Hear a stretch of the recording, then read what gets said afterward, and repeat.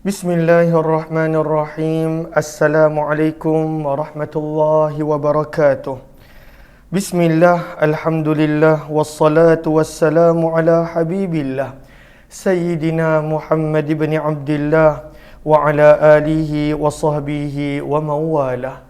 Subhanaka la ilma lana illa ma 'allamtana innaka antal alimul hakim wa la hawla wa la quwwah إلا بالله العلي العظيم اللهم رب اشرح لنا صدورنا ويسر لنا أمورنا واحلل عقدة من ألسنتنا يفقه أقوالنا اللهم فقهنا في الدين وعلمنا التأويل برحمتك يا رب العالمين والحمد لله رب العالمين.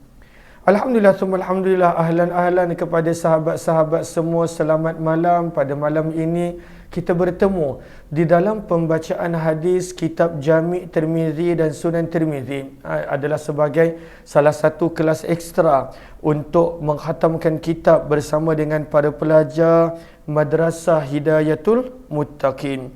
Ahlan kepada sahabat-sahabat semua. Ahlan Haifa Najwa, Adlin Maira, Fatimah Samsuddin, Salmah Uthman, ala Muhammad wa ala alihi wa sahbihi ajma'in. Ahlan kepada semua. Ahlan di ruangan TikTok, Ayu Hafiz dan juga Fatimah, begitu juga sahabat-sahabat yang lain. Pada malam ini kita nak sambung pembicaraan berkenaan tentang wasiat. Wasiat bermaksud pesanan yang dilakukan untuk dilaksanakan selepas daripada kematian orang tersebut. Maka pada bab yang kedua, Imam Tirmizi membawakan tajuk berkenaan al-hath 'alal wasiyah, galakan untuk meninggalkan wasiat. Digalakkan untuk meninggalkan wasiat. Maka hadis yang ke-2118 kata Imam Tirmizi, wa bihi ilaihi qala hadatsana ibnu Abi Umar qala hadatsana Sufyan an Ayyub an Nafi' an ibn Umar, daripada Abdullah bin Umar radhiyallahu taala anhuma, beliau telah berkata bahawa baginda Nabi sallallahu alaihi wasallam telah bersabda, ma haqqu, tidak ada hak bagi seseorang Islam yang bermalam 2 malam berturut-turut, yabitu lailatain, dia bermalam 2 malam berturut-turut, walahu, dalam keadaan dia memiliki ma, harta ataupun sesuatu yang sepatutnya dia wasiatkan fihi padanya, illa, kecuali, wa wasiyatuhu, sepatutnya wasiatnya, maktubatun, tertulis di sisinya. Maka sabda Nabi, tak sepatutnya bagi orang yang Islam yang dah tahu kepentingan wasiat dan dia ada harta, kalau dia tak ada harta tak mengapa, dia ada harta ataupun dia ada hutang ataupun dia ada hak yang perlu ditunaikan untuk kepada orang lain, dan dia ada semua ini dan sepatutnya semua ini diwasiatkan, maka tak sepatutnya dia melalui 2 malam berturut-turut kecuali sepatutnya wasiat itu tertulis di sisi dia. Maka perlu untuk menulis wasiat. Maka janganlah kita melalui mana-mana malam dalam kehidupan kita, sebab kita pun tak tahu bila kita tidur adakah kita akan dibangkitkan semula, dihidupkan semula ataupun tidak. Sebab itu setiap kali kita bangun tidur, kita diajar oleh Nabi untuk membaca doa, Alhamdulillahillazi ahyana, segala puji bagi Allah yang telah menghidupkan kami setelah mematikan kami, wa ilaihin nusyur, dan kepada Allah lah kita bakal kembali. Kata Imam Tirmizi, hadis ini adalah hadis yang hasan sahih dan sungguh telah diriwayatkan daripada Zuhri, daripada Salim, daripada Abdullah bin Umar, daripada Nabi sallallahu alaihi wasallam, riwayat yang lebih kurang sama. Bab yang ketiga, yang mana kata Imam Tirmizi, Nabi sallallahu alaihi wasallam tidak pernah meninggalkan wasiat. Annan Nabiy sallallahu alaihi wasallam, Nabi sallallahu alaihi wasallam lam yusi, tidak pernah meninggalkan wasiat. Maka kata para ulama, kita lihat Arafah, maksud daripada Nabi tidak pernah meninggalkan wasiat, kata para ulama, ai fi amri dunya wal mal. Nabi tidak ada meninggalkan wasiat pada urusan dunia dan daripada sudut harta. iaitu Nabi SAW tidak meninggalkan wasiat. Namun fil umuriddin, tapi wasiat tentang urusan agama itu memang Nabi SAW buat. Wasiat berkenaan tentang umat, maka itu Nabi SAW buat. Maka Nabi ada berwasiat berkenaan tentang Allahumma salli ala Muhammad, berkenaan tentang tentera Usamah bin Zaid. Nabi ada berwasiat tentang solat. Nabi ada berwasiat tentang berlaku baik kepada hamba. Maka wasiat tentang agama dan tentang hak-hak manusia Nabi ada tinggalkan. Tapi maksud daripada Nabi tidak meninggalkan wasiat, bermaksud adalah Nabi SAW tidak meninggalkan wasiat berkenaan tentang harta dan juga tentang dunia. Riwayat 2119, wa bihi ilaihi qala haddatsana Ahmad bin Mani qala haddatsana Abu Qatan qala haddatsana Malik bin Mighwal an Talhah bin Musarrif qala qultu li ibni Abi Aufa, aku telah berkata kepada Abdullah bin Abi Aufa radhiyallahu taala anhu, ausa Rasulullah, adakah Nabi sallallahu alaihi wasallam meninggalkan wasiat? Qala la, maka berkata pada waktu itu Abdullah bin Abi Aufa, la, Nabi tidak tinggalkan wasiat. Qultu, maka berkata Talha bin Musarrif, wa kaifa, dan bagaimana Nabi tidak meninggalkan wasiat? Wa kaifa kutibatil wasiyah, dan bagaimana Nabi tidak meninggalkan wasiat padahal Nabi sangat-sangat menekankan tentang wasiat. Lihat kepada Sahara pada baris yang keempat. Kata maksudnya adalah wa kaifa kutibatil wasiyah ay nudibat ilal muslimin. Bagaimana Nabi tak meninggalkan wasiat padahal Nabi menekankan untuk umat Islam meninggalkan wasiat. Wa kaifa amara nas, dan bagaimana Nabi tak tinggalkan wasiat padahal Nabi menyuruh manusia untuk berwasiat. Qal, maka berkata akan Abdullah bin Abi Aufa, ausa bi kitabillah, Nabi ada meninggalkan wasiat tetapi berkenaan tentang kitab Allah, tentang isi kandungan kitab Allah. Tapi wasiat tentang dunia, Nabi SAW tidak ada meninggalkan apa-apa wasiat tentang dunia. Hadis ini kata Imam Tirmizi, hadis ini adalah hadis yang hasan sahih. Kami tidak mengetahuinya kecuali daripada periwayatan Malik bin Mighwal. Bab yang keempat berkenaan tidak boleh meninggalkan wasiat untuk waris. Waris dah ada bahagian dia, waris dah ada ketetapan dia, maka tidak boleh meninggalkan wasiat untuk waris. Tidak boleh meninggalkan wasiat untuk waris.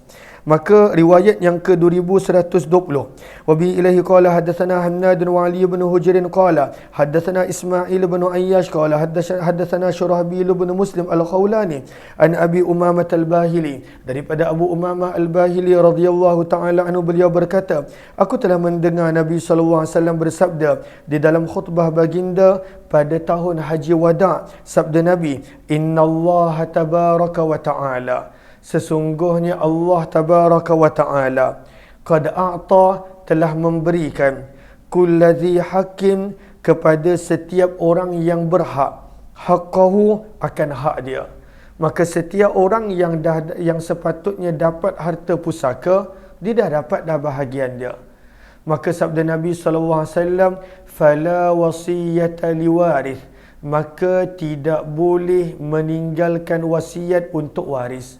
Waris tu dah dapat hak dia, Allah dah tentukan hak dia, Allah dah bagi hak dia, maka tidak dibenarkan untuk berwasiat bagi waris.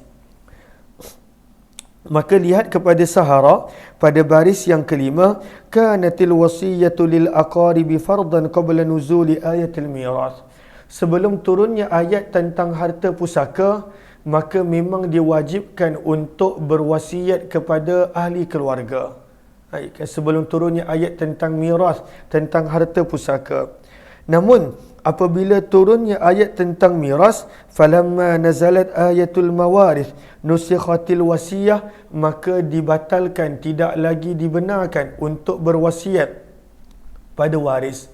Maka tak dibenarkan sebab waris dah dapat hak dia. Waris pada waktu itu dah dapat bahagian dia berdasarkan Al-Quran dan hadis. Maka tidak sepatutnya berwasiat untuk waris sebab waris dah dapat bahagian dia. Sebab itu sabda Nabi, sesungguhnya Allah telah memberikan kepada setiap yang berhak daripada pewaris haqqahu, akan haknya. fala wasiyata, maka tidak boleh berwasiat liwarithin, untuk waris. Tidak boleh wasiat untuk waris. Kemudian sabda Nabi SAW, bahagian yang kedua daripada hadis yang panjang ini. Sabda Nabi, al-waladu lil firash. Anak adalah milik orang yang pada waktu itu meniduri ibu kepada anak tersebut, wanita tersebut. Maka sesiapa yang pada waktu itu bersama ataupun meniduri wanita tersebut selain daripada kes zina, maka anak itu akan dibinkan kepada dia. Maka apakah maksud al-firash? Maka maksud daripada al-firash pada Sahara baris yang ke-246, maka summiyatil mar'atu firashan, dinamakan wanita sebagai firash dalam hadis ini kerana li'anna ar-rajula yafrushuha, kerana pada waktu itu seseorang lelaki meniduri dan bersama dengannya. Maka apakah maksud daripada persabdaan Nabi al-waladu lil firash? Seseorang anak itu adalah milik kepada lelaki yang meniduri wanita tersebut. Maka kata para ulama, ai al-waladu, bahawa anak itu mansubun, akan dinisbahkan, akan dibinkan ila sahibi al-firash, kepada lelaki yang telah meniduri wanita tersebut, kepada lelaki yang telah bersama dengan wanita tersebut. Sawa'un kana zauja, sama ada lelaki tersebut adalah suaminya, au sayyida, ataupun kalaulah wanita itu hamba maka tuan dia, au wati' syubhah, ataupun berlakunya wati' syubhah. Apakah wati' syubhah? Yang mana bersama setiap daripada lelaki dan perempuan dan masing-masing menyangka itu adalah pasangannya, sebaliknya itu bukan pasangan dia. Berlaku kesilapan, kekeliruan ketika mana mereka bersama dalam gelap dan sebagainya, maka persetubuhan itu dipanggil wati syubhah. Maka kalaulah lahir anak daripada persetubuhan tersebut, maka akan dibinkan kepada lelaki tersebut. Cuma zina, persetubuhan anak yang lahir daripada zina, maka tidak akan dibinkan kepada lelaki penzina tersebut. Sebab itu sabda Nabi SAW, walil ahir, dan untuk penzina al-hajar, hanya akan mendapat, untuk penzina tidak ada nasab, hanya akan mendapat hukuman. Al-hajar maksudnya batu.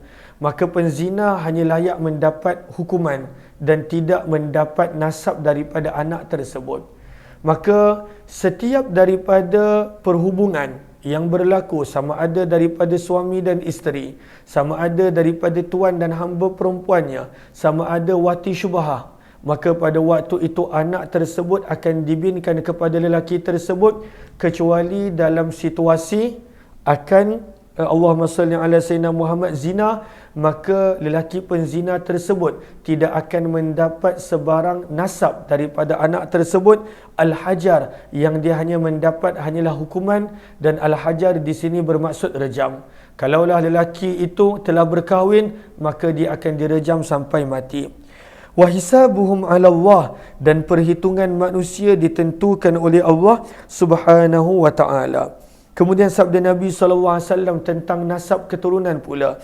Wa manidda'a, dan barang siapa yang menasabkan dirinya ataupun mendakwa nasab keturunannya ila ghairi abih, kepada orang yang bukan bapanya, awin tama, ataupun pada waktu itu dia menasabkan dirinya ila ghairi mawalih, kepada selain daripada tuan yang telah memerdekakannya, fa'alaihi la'natullah, maka orang yang menasabkan dirinya bukan kepada bapa dan bukan kepada tuan dia, kalaulah dia hamba yang telah dimerdekakan, maka sabda Nabi, orang tersebut layak mendapat laknat Allah at-tabi'ah, yang berterusan ila yaumil qiyamah, sehinggalah hari kiamat.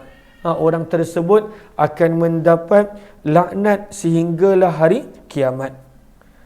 Sabda Nabi SAW, la tunfikum ra'atum min baiti zawjiha, tidak boleh membelanjakan harta seorang isteri tidak boleh membelanjakan harta daripada harta suaminya illa biizni zaujiha, kecuali dengan izin suami dia. Kalaulah seorang isteri tu nak bersedekah daripada duit suami dia, dia pada waktu itu nak membelanjakan harta daripada duit suami dia, maka sabda Nabi jangan dia buat begitu sehinggalah dia meminta izin kepada suami dia.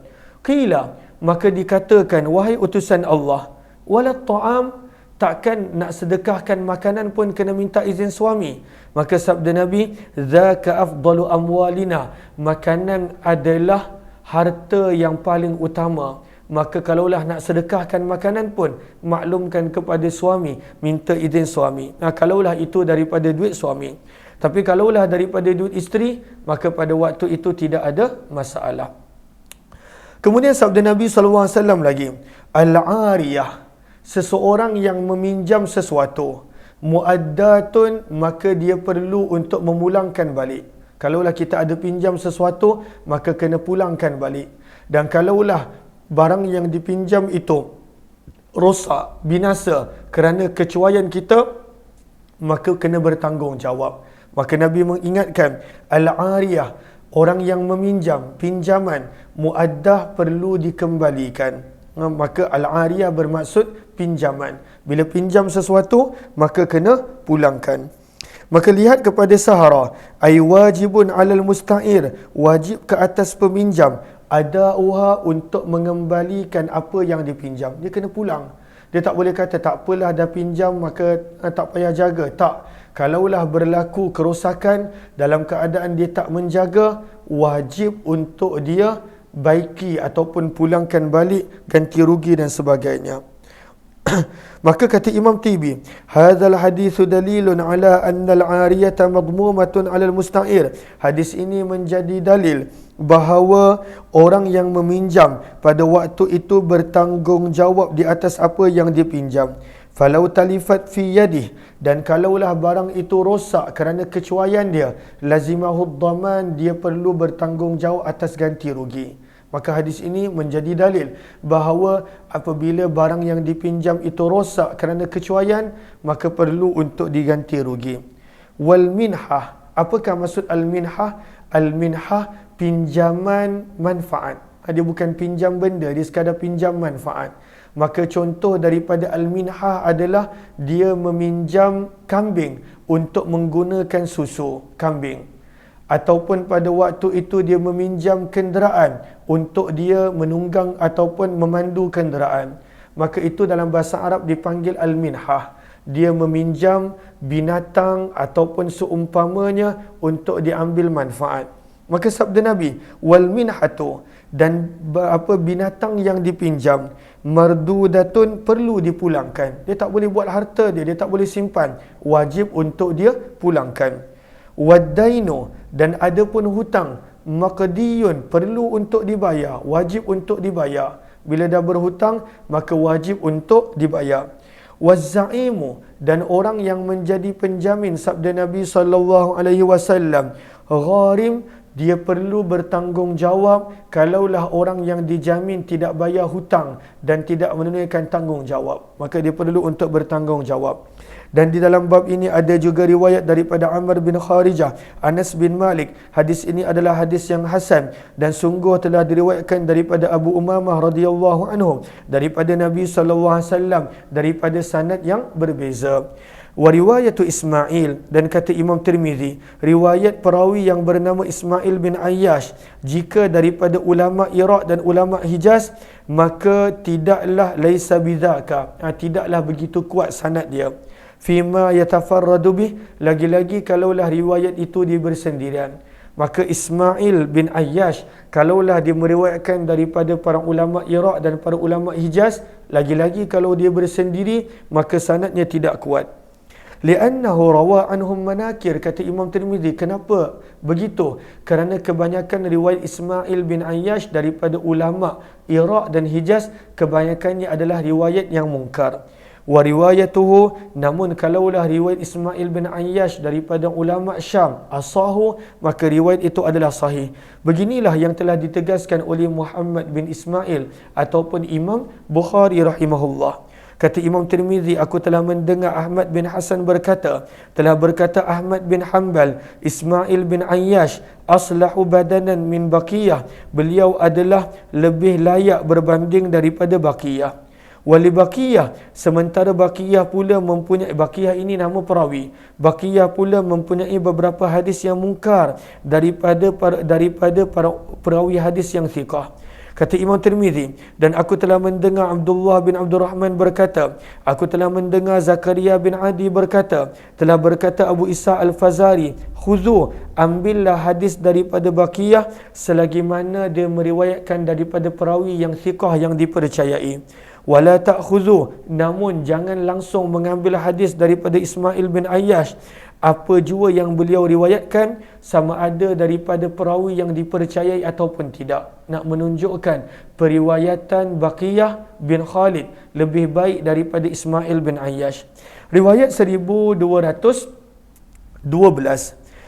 Wabihi ilaihi qala haddatsana Qutaibah qala haddatsana Abu Awanah an Qatadah an Syarib bin Hausyab an Abdurrahman bin Ghanmin an Amr bin Kharijah, daripada Amr bin Kharijah radhiyallahu anhu, sesungguhnya Nabi sallallahu alaihi wasallam telah berkhutbah ketika mana sedang berada di atas unta baginda. Maka Amr bin Kharijah dia nak menerangkan kepada kita betapa rapatnya dia kepada Nabi sewaktu mendengar khutbah Nabi. Maka bagaimana beliau terangkan, waktu itu Nabi sedang berada di atas unta.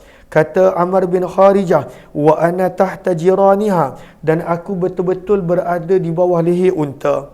Wa hiya taqsa'u, dan aku boleh mendengar unta tersebut menelan bijirratiha, air yang disimpan di dalam badan dia. Kan unta boleh simpan air. Maka Amr bin Kharijah punya dekat dengan Nabi, dia boleh dengar unta tadi telan air yang disimpan dalam anggota badan dia. Wa inna lu'abaha, dan sesungguhnya kata Amr bin Kharijah, air liur unta tadi mengalir jatuh di atas kedua bahuku. Nak menunjukkan betapa dia terlalu rapat dengan Nabi, tak mungkin dia salah dalam mendengar sabdaan Nabi sallallahu alaihi wasallam. Maka beliau berkata, aku telah mendengar Nabi sallallahu alaihi wasallam bersabda, innallaha azza wajal, sesungguhnya Allah yang maha mulia lagi maha agung, a'ta, telah memberikan kepada setiap orang yang berhak akan hak dia, iaitu waris. Waris dah disebut apa hak waris. Ada yang dapat 1/2, ada yang dapat 2/3, ada yang dapat 1/6, ada yang dapat 1/8. Itu dah hak dia, Allah dah tentukan. Maka Nabi SAW berpesan, fala wasiyata, maka tidak boleh berwasiat liwarithin untuk waris. Wal waladu, dan anak itu akan dinisbahkan kepada lil firash, kepada lelaki yang bersama dengan wanita tersebut. Walil akhir, dan penzina tidak boleh mendapat sebarang nasab ataupun harta daripada anaknya yang meninggal dunia, ataupun sebaliknya, kerana orang yang berzina hanya layak mendapat al-hajar, mendapat hukuman dan mendapat batu rejaman kalaulah dia berzina dalam keadaan dia telah berkahwin. Hadis ini adalah hadis yang hasan sahih. Kemudian bab yang kelima, Imam Tirmizi membawakan tajuk bahawa apabila kalaulah seseorang itu meninggalkan harta, maka mana satu yang nak didahulukan? Nak dahulukan wasiat si mati ataupun hutang si mati? Maka dibawakan tajuk pada bab yang kelima, babu maja'a yubda'u, dimulakan dengan bidain, pembayaran hutang, qabla al-wasiyah, sebelum menyempurnakan wasiat si mati. Maka dia ada turutan dia. Maka dia bukan terus bagi kepada waris, tidak. Dia bukan terus tunaikan wasiat, tidak. Tetapi pada waktu itu diberikan pembayaran hutang kepada orang yang dia berhutang, dan kalau ada baki baru wasiat, kalau ada baki barulah pada waktu itu hak kepada para pewaris. Riwayat 2122. Wabihi ilaihi qala hadatsana Ibnu Abi Umar qala hadatsana Sufyan bin Uyainah an Abi Saq al-Hamdani an al-Harith an Ali radhiyallahu anhu anna an-nabiy sallallahu alaihi wasallam, sesungguhnya Nabi sallallahu alaihi wasallam qada, Nabi sallallahu alaihi wasallam telah menetapkan, telah memutuskan bidain, perlu membayar hutang sebelum menunaikan wasiat si mati. Wa antum, walaupun kamu membaca dalam Al-Quran, bila kita membaca dalam Al-Quran ayat yang ada Allahumma salli ala Sayyidina Muhammad, ayat yang ke-12 daripada surah An-Nisa, walaupun kita membaca wasiat datang dulu, mim ba'di wasiyatin yusa biha aw dainin, walaupun kita baca dalam Al-Quran wasiat datang dulu baru hutang, tetapi Nabi SAW memutuskan hutang perlu dibayar dulu, barulah dilaksanakan wasiat si mati.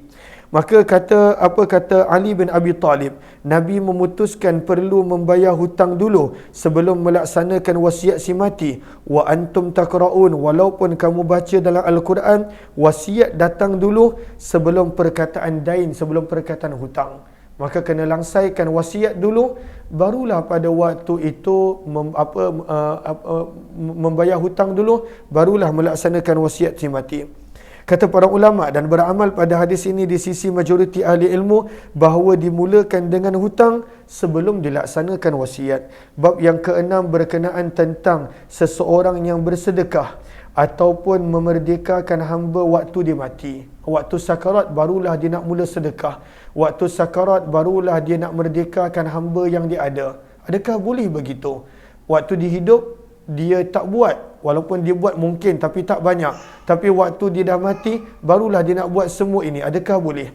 Maka riwayat 2123, wabihi ilahi qala hadatsana Bundar qala hadatsana Abdurrahman ibn Mahdi qala hadatsana Sufyan wa Nabi Isa qala Nabi Habibah at-Ta'i qala ausa ilayya, maka berkata Abu Habibah, hayati ya, sini.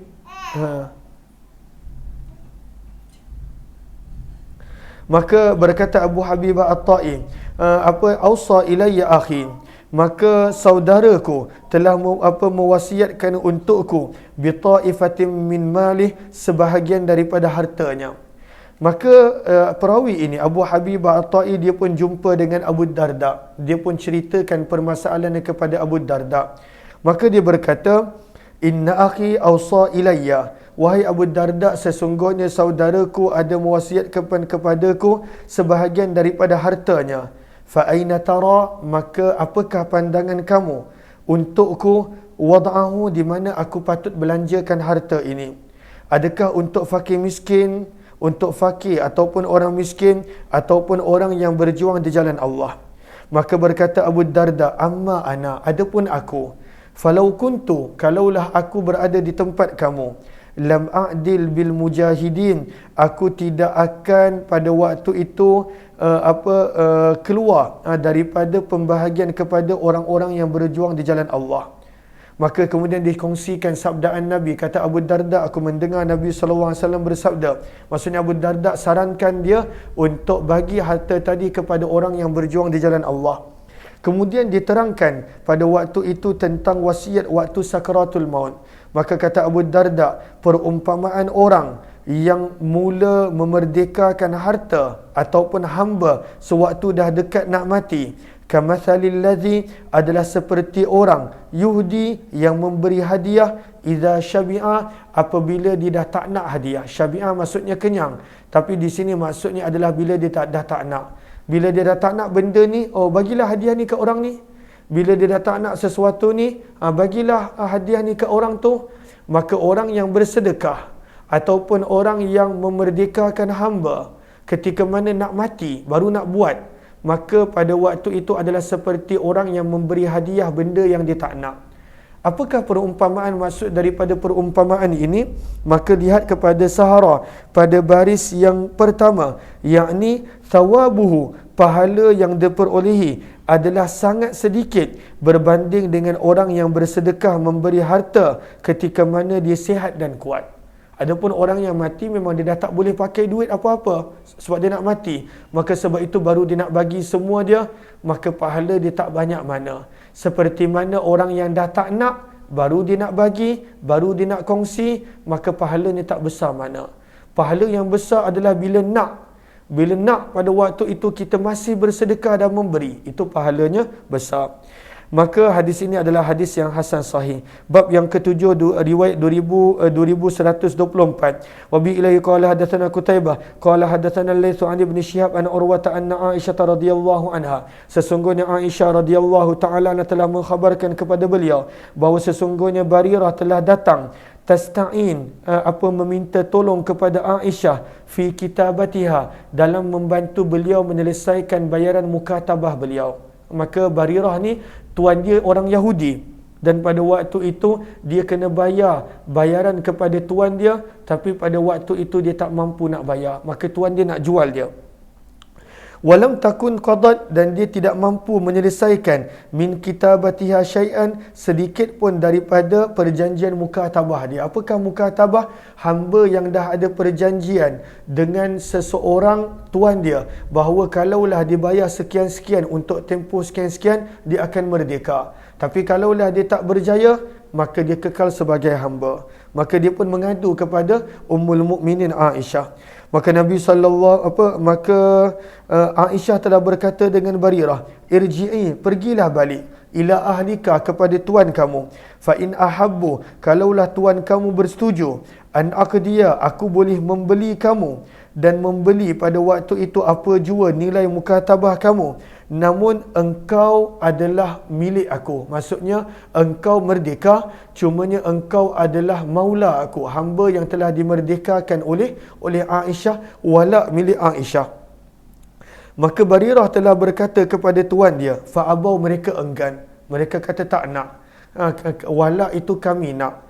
Maka mereka berkata, insya'at, jika Aisyah mahu, antah tasiba alaiki, maka Aisyah boleh membayar bagi pihak kamu wahai Barirah, namun wayaku nalana wala uki, namun